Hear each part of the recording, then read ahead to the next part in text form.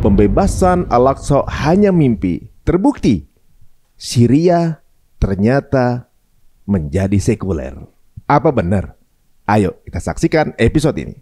Ada rezim yang diktator, yang korup, yang menipu rakyat selama beberapa dekade. Dan itu yang membuat umur Israel itu menjadi lebih panjang. Jadi sebenarnya kata saya Muhammad Al-Ghazali ya, kalau saya kutip itu, Israel itu kalau mau jujur, mau adil, dia mestinya membangun patung-patung. Maksudnya? Patung-patung buat para pemimpin Arab yang selama ini menipu rakyat, diktator, menginjak-injak harkat martabat rakyat, menyia-nyiakan potensi rakyat itu. Sehingga apa? Karena mereka ini pemimpin Arab itu yang dikatakan Muhammad Al-Ghazali, saya mengutip ya, itu selama ini berkolaborasi dan memberikan kemenangan yang murah dan bantuan besar kepada Israel sehingga dia bisa tegak. Amerika itu juga kehilangan kendali loh, panik menghadapi situasi Arab Spring. Kenapa? Ini rezim-rezim bonekanya ini terancam semua dari kursi kekuasaan.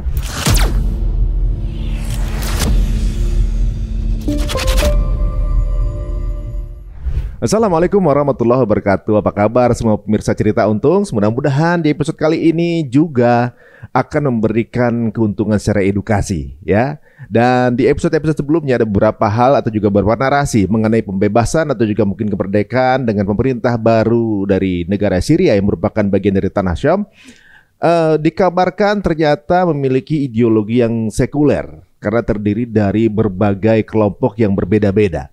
Apakah benar akan seperti itu, dan apakah benar bahwa mimpi untuk pembebasan Masjidil Aqsa atau juga mungkin Aqsa itu akan menjadi hanya sebuah wacana atau juga mimpi? Kita akan ketemu dengan guru kita yang tentunya juga mengamati wilayah geopolitik Timur Tengah dan juga bagaimana sikap-sikap yang mestinya mungkin kita menjadi respon terbaik, karena kita hanya menyoroti dari jauh. Langsung aja kita ketemu dengan Ustaz Fahmi Salim. Assalamualaikum warahmatullahi wabarakatuh. Waalaikumsalam warahmatullahi wabarakatuh. Alhamdulillah. Sehat, kayaknya cocok kalau Anda tanya sama Antum, karena buku Antum ini kan runtuhkan Zionis sebut Baitul Maqdis gitu. Dan di beberapa podcast sebelumnya, apakah wacana itu benar? Sekuler kok gitu. Bahkan ada statement dari Al-Julani sebagai pemimpinnya tidak akan memerangi Israel gitu kan. Dan tentunya juga ada sikap-sikap baru terkait dengan hari raya akidah yang berbeda gitu kan. Nah, ini gimana? Menarik sepertinya. Iya.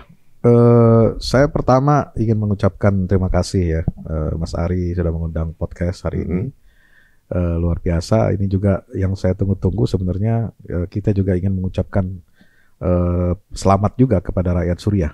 Ya, setelah 13 tahun mereka hidup dalam penindasan ya, dari 2011 kan. Bukan dari bapaknya. Enggak, kalau bicara revolusi ya, mereka ini kan dibantai, dibunuh ya. Kemudian banyak yang mengungsi baik di dalam maupun ke luar negeri. Itu kan sejak 2011, walaupun sebelumnya ada peristiwa juga masa lalu 1982. Kejamnya 13 tahun ya? Nah, kejamnya ini 13 tahun terakhir. Ketika ada Arab Spring dari Tunisia menumbangkan Ali Zainal Abidin, kemudian ke Mesir menumbangkan Presiden Mubarak, kemudian ke Yaman menumbangkan Ali Abdullah Saleh, kemudian ke Syria. Nah, di Syria ini agak alot ya, karena di situ ada banyak kepentingan yang bermain. Sehingga tuntutan rakyat Suriah untuk demokratisasi, untuk kebebasan sipil, ya, untuk meraih keadilan, ya, selama ini kan mereka mengalami diskriminasi, kemudian ketidakbebasan menjalankan ajaran agama, ya, rakyat itu sejak dulu sejak 82 itu dalam kondisi apa ya, tertekan gitu, ya, walaupun politik mungkin stabil. Tapi ada api dalam sekam. Sehingga banyak ulama-ulama Suriah itu yang hijrah keluar. Kenapa? Karena mereka nggak mau hidup dalam pengekangan dan penindasan. Ada ulama terkenal ya dari Syria itu, penulis kitab-kitab tafsir, ulumul Quran, itu Syekh Muhammad Ali As-Sobuni, terkenal sekali. Itu banyak yang di kolom komen tuh untuk membahas itu. Menulis tafsir ayat ahkam, ada ulumul Quran. Itu beliau akhirnya hijrah ke Saudi, ya, mengajar di Saudi sampai beliau wafat di pengasingan. Ya, dan beliau itu betul-betul mendukung revolusi rakyat Suriah. Ada Syekh Muhammad Ratib An-Nabulsi, penulis tafsir 30 juz Al-Quran ya, tafsir An-Nabulsi. Ini juga beliau murid dari Syekh Ali Sobuni, murid dari Syekh Al-Buti dan sebagainya. Itu juga menentang rezim Al-Assad dan hidup di pengasingan juga. Ya, ada lagi Syekh Usamah Ar-Rifai, seorang ulama besar Asy'ari, Asy'ariyah, kemudian juga seorang sufi ya, tarekat. Beliau juga memimpin perjuangan rakyat ya dalam revolusi Suriah sehingga harus mengasingkan di Istanbul. Saya sempat tahun 2015 saya bersama tim media dari TV One, ada Detikcom ya, sama Jawa Post itu ke Istanbul sengaja memang mewawancarai tokoh-tokoh termasuk beliau revolusi Suriah, termasuk beliau di rumahnya di Istanbul waktu itu, dan membawa bantuan ya. Waktu itu kan isunya kan di Indonesia, bantuan masyarakat Indonesia untuk pengungsi Suriah itu katanya jatuhnya ke tangan teroris. Ya, isunya kan begitu sampai sekarang nih masih kencang. Masih. Ya kan, residu-residunya. Artinya ente kalau mendukung revolusi Suriah dianggap mendukung teroris, mendukung separatis dan padahal kan itu internal mereka dan mereka bukan teroris, pejuang oposisi. Memang ada unsur-unsur dari luar misalnya masuk kan, ada Jabhat Nusra, ada ISIS, ada Al-Qaeda masuk itu.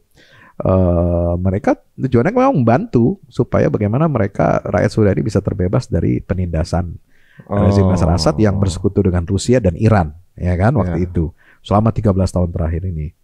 Nah, sebab itu kita nggak bisa gebiah uyah menggeneralisir bahwa revolusi Suriah itu adalah kelompok teroris, kelompok separatis ya, kelompok radikal. Mereka ini kelompok yang sudah lama berjuang sejak awal-awal Presiden Hafiz Al-Assad, bapaknya Bashar ini berkuasa, memang sudah terjadi ketidakadilan, ya, terjadi diskriminasi terhadap kaum mayoritas yang Ahlus Sunnah wal Jamaah itu. Berarti sebenarnya narasi penyebutan itu tergantung posisi, berarti sebenarnya tergantung posisi dia proksi siapa.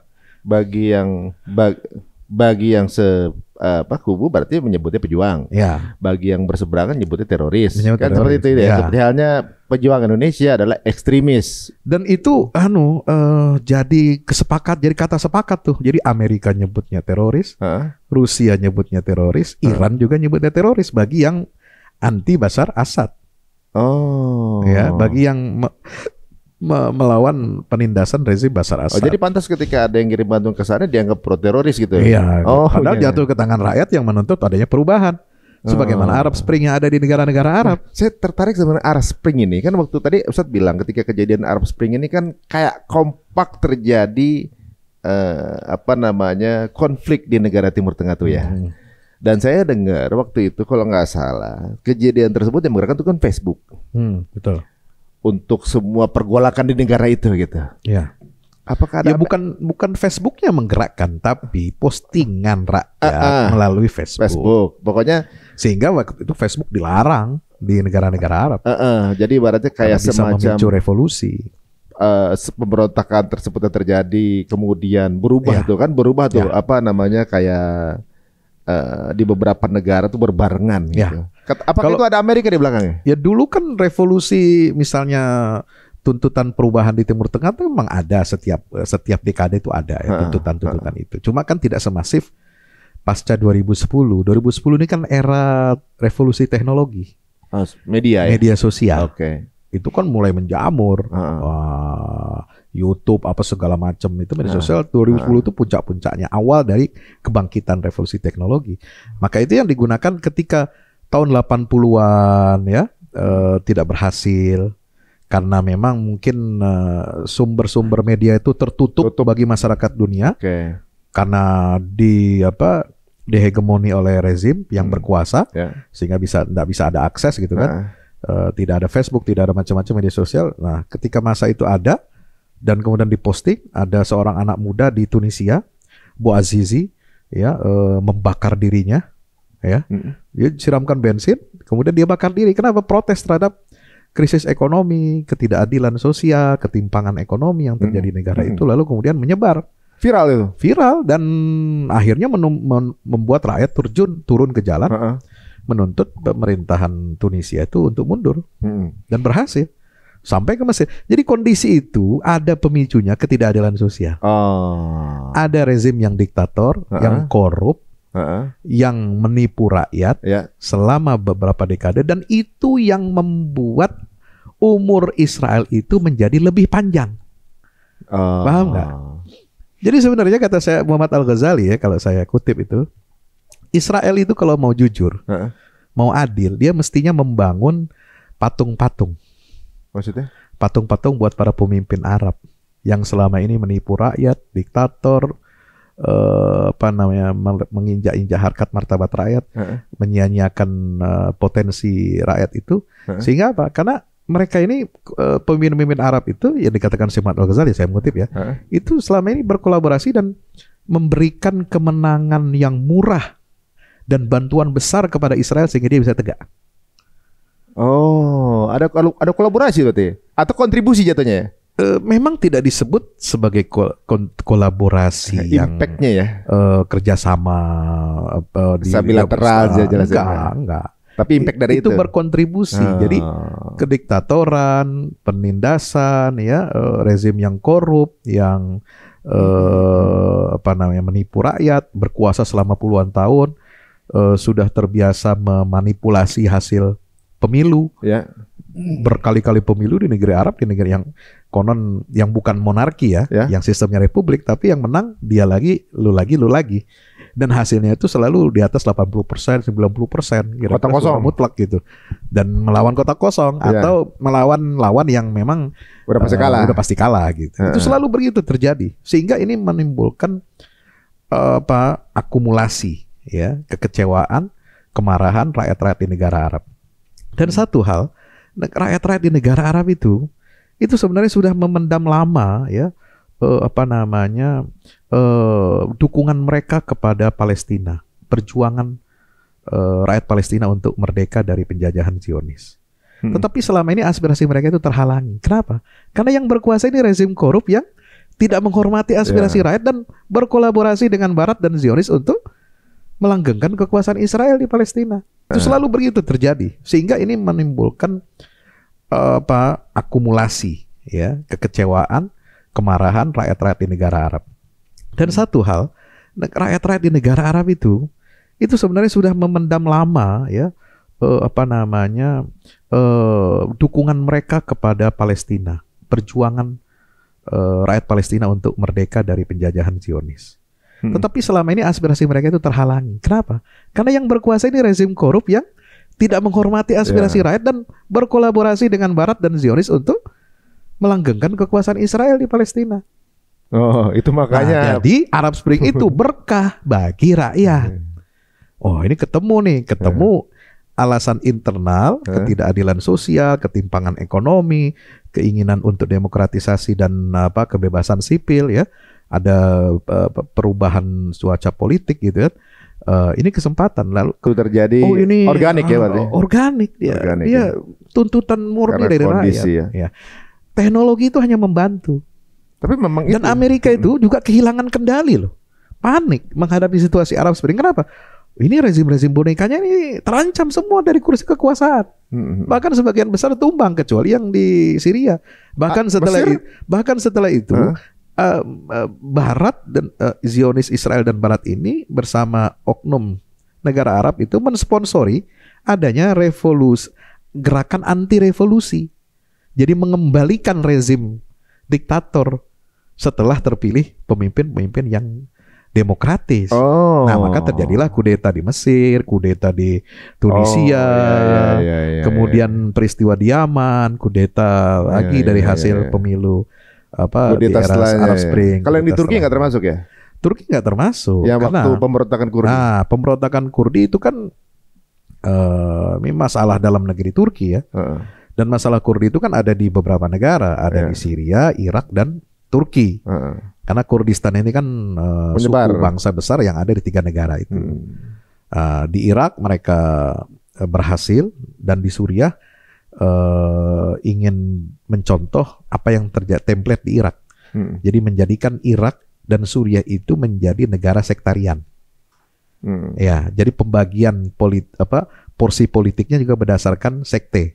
Sama seperti Lebanon sebelumnya itu berhasil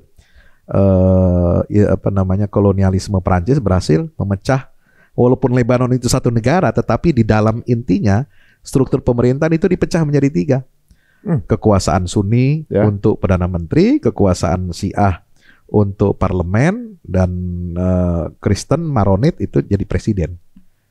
Unik ya. Nah, itu semua di Irak begitu template-nya. Amerika menciptakan Irak setelah pasca Saddam Hussein. Itu juga dibuat begitu. Jadi nggak ada persatuan gitu ya. Ada pemerintahan yang dikuasai Syiah, ada pemerintah Sunni hanya dibagi porsi yang kecil, ya mungkin nggak ada artinya lah. Dan sama Kurdistan, ada suku Kurdi di situ. Nah, Suriah itu ingin dibikin template seperti itu. Nah, ini alhamdulillah digagalin sama Erdogan. Karena Erdogan terancam dengan gerakan separatisme Kurdi, PKK itu, YPG gitu ya. Maka dia bantu itu milisi yang anti rezim Bashar Assad. Sekaligus juga untuk menghancurkan konspirasi Barat Zionis untuk melemahkan Turki dengan apa? Menggerakkan separatisme Kurdi. Jadi sekali gebuk dapat 2 lalat gitu. Ya, sekarang premannya kan Turki di situ ya. Ya. Jadi Turki jadi faktor penentu secara regional. Sebelumnya kan Iran. Ya. Iran memainkan. Bukan Rusia. Rusia karena proxy. Itu sekutu proksi sosialis ya. Blok Timur ya. Tambah Iran ini proksi Syiahnya. Jadi Iran ini Iran kan mainkan isu apa? Sejak revolusi Syiah ala Khomeini tahun 79 itu kan memainkan isu bahwa setan besar itu adalah Amerika, setan kecil itu Zionis Israel. Bagaimana melawan ketidakadilan global, kezaliman itu harus dimulai dengan meruntuhkan proyek Amerika di Timur Tengah. Nah, pada saat konteks revolusi di Iran itu terjadi, kan negara-negara mulai berdamai dengan Israel. Nah, muncullah ini antitesa dari perdamaian itu, harus kita melawan.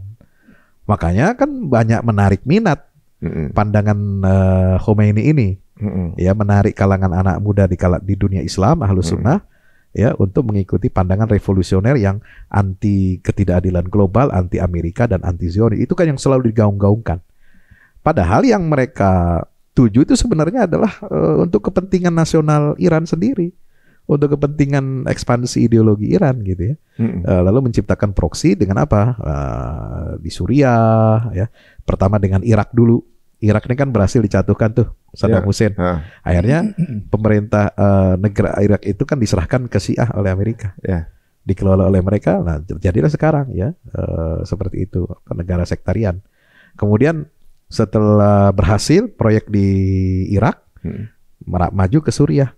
Nah, itu juga memanfaatkan kondisi ketika perlawanan Palestina itu sedang ada di puncak-puncaknya terhadap Israel. Intifada yang kedua tahun 2000 itu.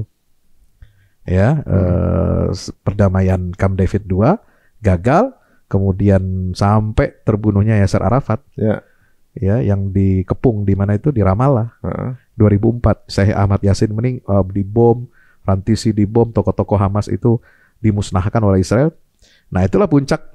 Kemudian Israel itu keluar dari Lebanon Selatan. Nah, itulah menggunakan situasi itu, Iran ini menggunakan situasi itu untuk apa?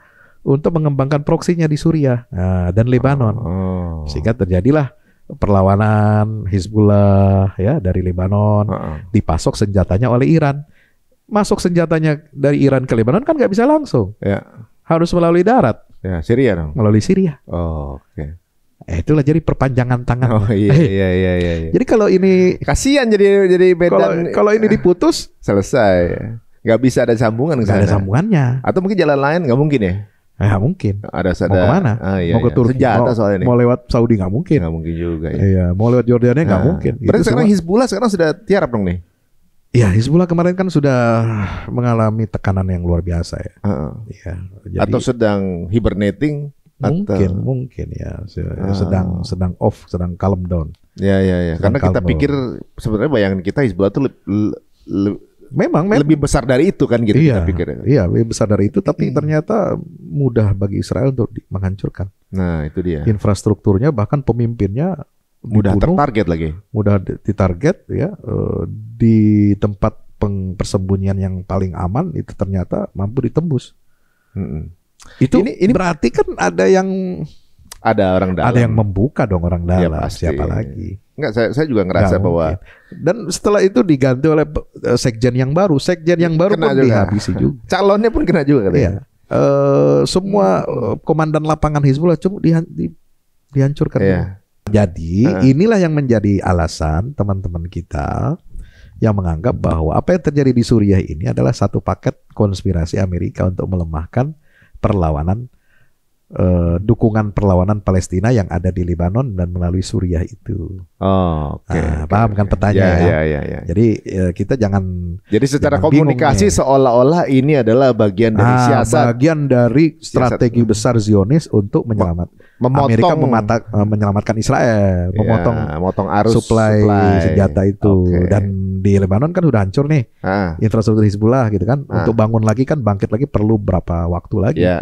Minimal 1 dekade lagi gitu. Jadi kan Israel bisa napas dulu lah nih. Napas dulu. Nah, lalu dikaitkan dengan Suriah. Ini kalau Suriah jatuh, Bashar Assad tumbang, berarti Israel yang menang. Nah, karena dianggap ini perpanjangan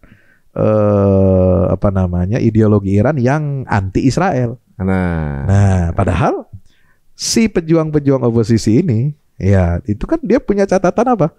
Ya anti Israel juga. Yang uniknya begini, dan mereka didukung oleh Turki. Turki itu salah satu tujuan utama Erdogan. Ya, kalau Sultan Muhammad Al-Fatih itu punya target utama yang disimbolkan dengan apel merah, Kızıl Elma. Kızıl Elmanya Sultan Al-Fatih itu adalah Konstantinopel. Nah, kalau Erdogan, Kızıl Elmanya yang saya tangkap dari pernyataan, kemudian gestur politik, kemudian ada semacam lagu nasionalisme, lagu perjuangan yang resmi dikeluarkan oleh Kementerian Penerangan Turki. Itu di ujung lagu itu adalah Kızıl Elma itu disimbolkan dengan apa? Baitul Maqdis, gambar Masjidil Aqsa. Simbolik. Nah, maka Turki harus menggunakan Suriah. Dan dia ada kepentingan juga untuk menghancurkan kekuatan separatis Kurdi. Oh, tapi secara agenda nggak kelihatan itu karena nggak kelihatan. Kelihatannya mau ngegusur Kurdi aja. Kelihatan ngusur Kurdi dan ingin mengembalikan pengungsi Suriah yang ada di Turki yang 6 juta orang. Terlihat seperti itu. Jadi masih kelihatan empuk lah gitu. Empuk. Apalagi Turki kan memang sejak lama itu sekutu Israel. Jauh sebelum Erdogan berkuasa, Turki itu salah satu negara yang pertama memberikan pengakuan terhadap Israel. Oh ya. Karena sekuler kan, Kemal Atatürk kan peninggalannya. Kemal Atatürk juga adalah orang tuanya ada keturunan Israel juga. Bahkan konon katanya, ini saya dengar dari seorang mahasiswa di Istanbul, dia pernah membaca bahwa salah satu tokoh di luar negeri yang ikut mensupport berdirinya negara Israel itu adalah Atatürk. Ya, katanya bibitan juga katanya. Iya. Jadi memang banyak lah memang sejarahnya. Ya. Konflik politiknya ini konflik yang cerdas sih. Turki itu sudah terikat dengan perjanjian damai dengan Israel itu sudah lama. Jadi kenapa kita harus salahkan Erdogan? Dia kan mewarisi. Jadi dia harus bermain cantik. Bersiasat ya, sebagai kekuatan partai Islam yang memenangkan pemilu beberapa kali, dan dalam pantauan Amerika dan Israel ini kan Turki ini walau bagaimanapun ya, walaupun dia agak jauh dari Palestina, tapi kan dia itu negara penyangga yang ada di atas Suriah, masuk dalam teori lingkaran keberkahannya Baitul Maqdis yang digagas oleh Profesor Abdul Fattah Al-Waisi. Yang di sekitarnya itu yang ketiga, lingkaran ketiga. Jadi harus ada negara-negara yang membackup ini. Ya, dan harus dibebaskan. Nah, Turki ini berhasil dibebaskan dari rezim sekuler, walaupun secara resmi ideologi negara tetap sekuler, tetapi semua sekarang infrastruktur politiknya semua sudah dipegang oleh orang-orang yang ini Islamis gitu. Uniknya ini mirip-mirip dengan ketika zaman Salahuddin Al-Ayyubi ya, ketika di Fatimiyah. Itunya kan Syiah semua Fatimiyah. Dia hanya pemimpinnya. Nah kali ini sekuler semua pemimpinnya Islam. Jadi sebenarnya pengaruh pemimpin seperti itu ya. Kadang-kadang rakyatnya sekuler, pemimpinnya begitu, jadi arah negaranya begitu. Misalnya rakyatnya beriman gitu ya, pemimpinnya enggak. Kadang-kadang komunikasinya jadi enggak gitu kan. Ini menarik juga ya. Itu memang harus pandai-pandai ya kan. Karena apalagi dia setelah beberapa tahun megang politik Turki ya, itu kan diganggu terus oleh Barat ya, oleh Israel supaya tidak stabil dan kalau bisa jatuh. Makanya ada upaya kudeta militer tahun 2016. Ya 3 tahun setelah kudeta di Mesir berhasil, 2016 itu mereka merencanakan Erdogan harus turun. Tapi disupport rakyat ya. Harus dikudeta. Itulah qadarullah ya. Ada intervensi rakyat, pembelaan rakyat, karena mereka melihat siapa yang bisa memberikan stabilitas. Belum ada tokoh nasional di Turki yang sekuat Erdogan. Selama ini memberikan stabilitas dan kemakmuran dan kemajuan. Ya, terbukti dengan hasil-hasil pembangunannya kan. Jadi anggota NATO, punya industri pertahanan yang canggih gitu kan. Kemudian industri manufaktur, itu TV, kulkas, ya, dan semua produk home appliance rumah tangga di Turki itu semua produk dalam negeri. Bahkan diekspor keluar ke Eropa, sebagian Eropa Timur. Mobil-mobil juga begitu. Jadi maju sekali, bangkit. Disebutnya sekarang. Nah, jadi itu didasarkan rakyat. Kemakmurannya naik, ya, kekuatan finansialnya, kekuatan GDP juga naik. Jadi rakyat, kalau Erdogan turun, terus apa bisa yang menggantikan lebih baik dari dia? Atau malah nyungsep ekonomi kan gitu kan? Juga. Lagi enak-enaknya mau diganti gitu ya. Setelah itu apa? Digoyang lagi dengan apa? Dengan inflasi. Sempet emang ada. Sampai sekarang tinggi ya, nilai tukar ya. Harga-harga pada melambung, tapi hebat Erdogan ini. Jadi dia naikkan juga gaji pegawai negeri dan swasta, UMR-nya dinaikkan gitu 30%. Dan itu rutin tiap tahun sejak dihantam oleh krisis ekonomi sejak 2020 itu. Yang itu yang sampai dipengaruhi sekarang. Dunia luar ya, sengaja nyetel gitu ya. Sehingga ketika pemilu kemarin 2023 kan semua kekuatan dunia itu termasuk Israel, Amerika, terus dan juga sebagian negara Arab yang anti Erdogan itu berupaya menjatuhkan melalui pemilu, mensupport habis-habisan dana dan sebagainya kepada pihak oposisi. Saya pas di sana itu. Waktu itu kan isunya kan apa? Pengungsi Suriah. Benar. Untuk menjatuhkan Erdogan. Kenapa? Karena 6 juta pengungsi dilayani, dibiayai, dan itu menguras APBN kan gitu. Juga gitu ya. Memicu kesenjangan juga dianggap. Mereka cemburu, ada nasionalisme sebagainya. Ada ancaman juga tuh, dia akan di Adnan Menderes kan katanya. Kalau sampai turun, maka dia bernasib seperti Adnan Menderes, restart eksekusi. Betul. Dan mereka sudah siapkan itu semua. Yang dia jadi kudeta militer yang kasar, ya sudah siapkan tapi gagal. Ketika pemilu mereka sudah siapkan secara halus tapi gagal juga. Dan ini yang terjadi adalah sesuatu yang mereka takuti sebenarnya. Ini yang mereka takutkan ketika isu pengungsi ini selesai, berhasil Erdogan. Waduh, tambah kuat dong. Tambah kuat dia. Jadi pengungsi itu berhasil dikembalikan. Ya, jadi semua itu ada hikmahnya. Hikmahnya dari mana? Dari keberkahan Taufan Al-Aqsa. Nih bukunya nih. Taufan Al-Aqsa. Antum udah nulis. Ini di sini. Maksudnya gambaran keadaannya mirip-mirip. Kalau kan Suriah kan ini kan baru. Saya nggak sempat nulis di sini. Tapi kita tunggu buku selanjutnya, berarti. Jadi keberkahan Taufan Al-Aqsa itu sekarang muncul bukan hanya merusak wajah diplomasi Amerika, merusak wajah Israel ya. Sehingga tidak dipercaya lagi oleh dunia internasional ya. Tapi juga sekarang sudah mulai masuk dia masuk pada tahap yang kedua. Jadi persiapan pembebasan Baitul Maqdis dengan jatuhnya Suriah ini. Justru malah makin memperburuk keadaan. Jadi kalau misalnya orang menyangka ini adalah siasat untuk memotong supply untuk penyerangan terhadap Israel, justru sebaliknya ini adalah kabar baik gitu ya. Walaupun ada narasi yang saya dengar bahwa Al-Julani itu tidak akan menyerang Israel. Katanya seperti itu ya. Ini kan satu saya ingin tanggapi begini. Wajar. Al-Julani kan ingin stabilitas dulu. Oke. Dan dia sebagai politisi. Ya, ketika kekuasaan baru mengambil alih negara yang baru dibebaskan, tentu kan membutuhkan apa? Stabilitas. Ya. Hak rakyat ini harus terpenuhi dahulu.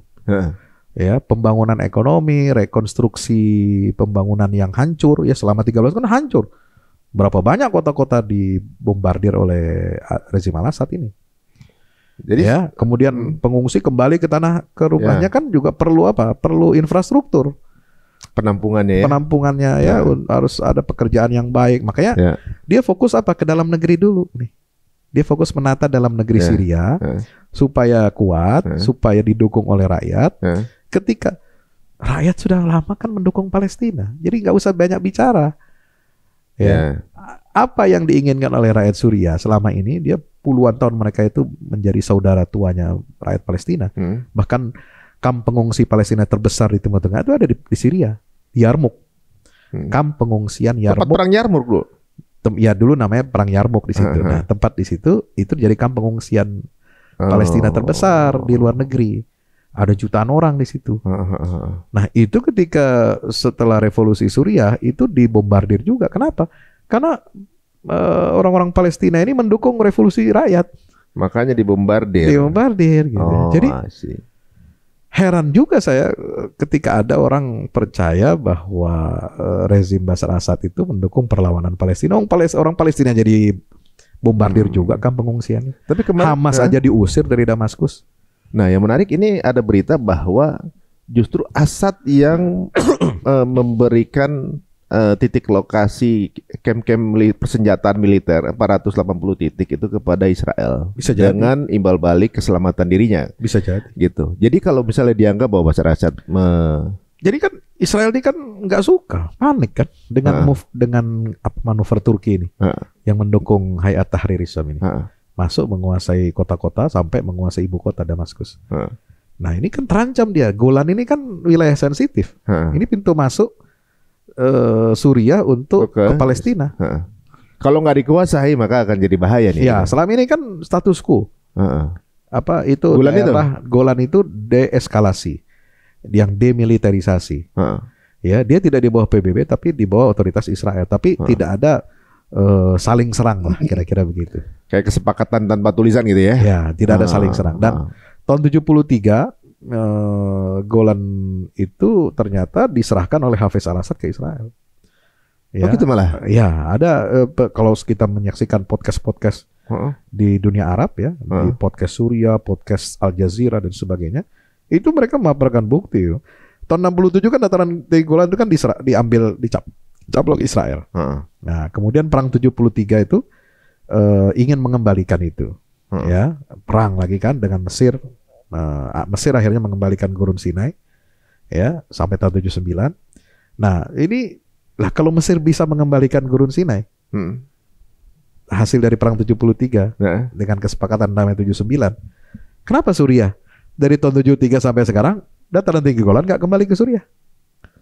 Berarti kan ada apa? Iya. Ini kesepakatan bawah tangan ya. Hafez Al-Assad itu menyerahkan Golan itu untuk Israel, dikuasai Israel. Untuk apa? Tujuannya untuk menjaga dan melanggengkan posisi dia, kekuasaan dia. Supaya tidak diganggu. Tapi secara komunikasi seolah komunikasinya anti. Maksudnya anti. Retorikanya mantap lah orang Arab kan kalau ngomong kan anti Israel kan mantap juga. Ini ya kan kalau dibilang anti Israel tuh gula banget sih sebenarnya. Untuk rakyat akan dapat dukungan kan seperti itu kan gitu. Tapi rakyatnya sendiri nggak percaya. Akhirnya nggak percaya kan? Rakyat Suriah nggak percaya. Iya. Karena ini orang nggak jelas ini agak apa namanya. Jadi di atas kertas bilangnya anti, mendukung perlawanan Palestina, tetapi di bawah secara prakteknya malah sebaliknya. Dan senjata yang canggih milik rezim Suriah waktu itu nggak pernah digunakan untuk menyerang Israel. Tapi untuk menyerang rakyat sendiri. Aneh kan? Ya inilah yang menariknya ya. Banyak mungkin yang ngerasa udah kalau misalnya ini anti berarti kemari gitu kan. Padahal banyak kepentingan yang main dua kaki banyak gitu ya, main dua kaki banyak ya. Kalau kita percaya dengan manuver Turki ya, Erdogan ini, karena dia tokoh yang sangat berpengalaman, tokoh yang tidak mudah ditekuk ya oleh kekuatan Barat, tapi memang harus dia bersiasat. Ya, kelihatannya tetap membuka hubungan dengan Israel, dagang masih jalan, bermain lah ya. Karena di satu sisi itu bisa jadi kartu juga kan untuk menekan Israel. Tapi di sisi lain dia dukung semua perjuangan Hamas, didukung. Ya, kalau nggak didukung sama Turki, dari mana Hamas bisa bertahan gitu? Ya makanya. Tapi masih rahasia itu. Masih rahasia. Masih rahasia apa namanya? Ada juga Mesir bantuan ketika zaman Mursi untuk Hamas itu, jadi sampai sekarang masih bertahan. Dari mana dapat suplai logistik gitu kan? Maksudnya sehebat Israel pun nggak tahu juga sampai sekarang mutusnya kemana gitu. Ini menarik guys. Jadi ibaratnya memang kalau dengan tatanan demokrasi, peraturan internasional dengan peraturannya kadang-kadang bisa melok sebuah negara untuk kemudian nggak mengambil kebijakan membela Al-Aqsa misalnya ya. Ini sebenarnya Turki bermain gitu ya. Ketika dengan di atas kertas dia bagaimana, tapi secara praktek bagaimana? Ini sama halnya yang dilakukan sebenarnya para raja-raja Arab sih sebenarnya ya. Ini jadi kalau sekarang kita tuh nggak bisa secara literally melihat apa yang jahar, yang sirnya juga perlu tahu juga gitu. Jadi sebenarnya untuk pemerintahan negara Arab itu akan lebih safe kalau mengikuti model manuver Turki. Jadi bersatulah. Ikutilah aspirasi rakyat, berikan kebebasan pada rakyat, memilih pemimpinnya, dan kemudian yang ketiga menjalin hubungan dengan Israel itu belum tentu dia dikatakan sebagai pengkhianat umat Islam. Karena apa? Untuk konteks Turki memang itu warisan sejarah. Yang kedua itu adalah sebagai siasatnya, bagian dari siasat. Tapi di bawah itu semua kan bekerja. Bagaimana caranya melemahkan? Karena bagaimanapun ya Turki ini sangat strategis.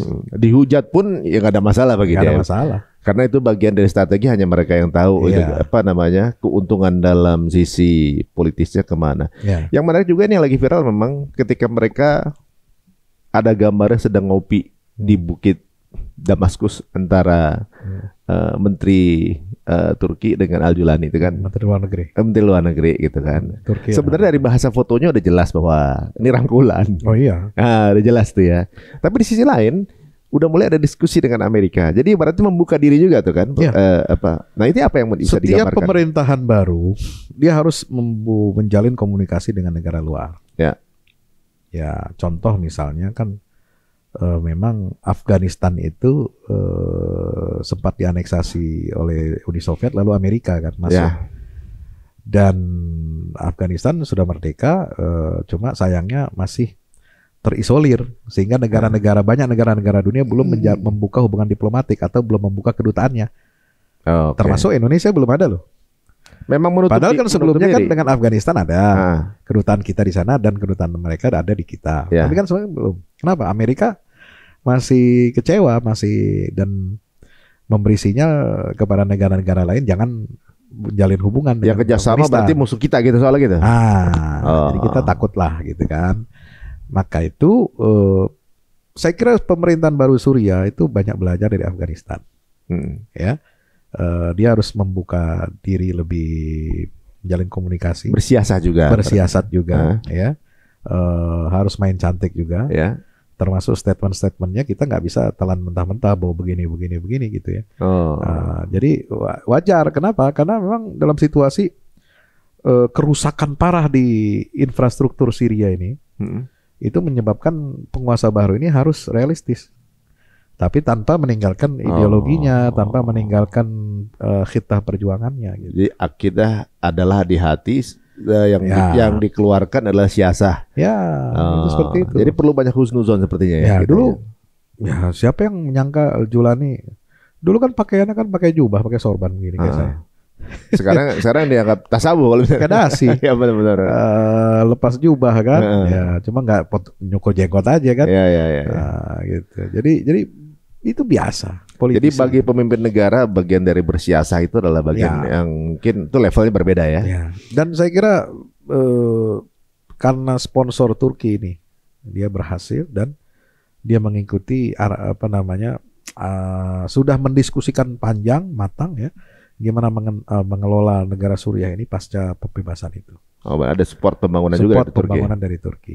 Turki nanti akan memimpin koalisi global untuk menggalang dukungan pengakuan terhadap pemerintahan baru Suriah. Udah mulai Osmani lagi nih kita nih. Nah, ini menarik Ustaz. Jadi ibaratnya gini, orang banyak ada narasi mengatakan bahwa tanda-tanda kesekuleran dari Suriah itu selain dari mungkin outfit atau juga mungkin penampilan dari pemimpin yang sekarang begitu dengan statementnya dan kemudian membuka kerjasama dengan mungkin yang dianggap sebagai oposisi dari pergerakan umat gitu kan. Dan kebijakan-kebijakan yang sekarang ini mungkin contoh untuk hari raya yang mungkin dirayakan umat yang Nasrani gitu ya. Kemudian ada kebijakan dari pemerintah Syria. Ini gimana gitu?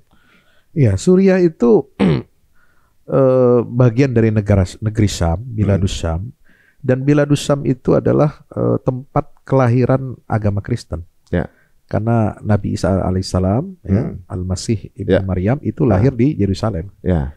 Lahir di Yerusalem dan itu adalah pusat negeri Syam, Baitul Maqdis ya.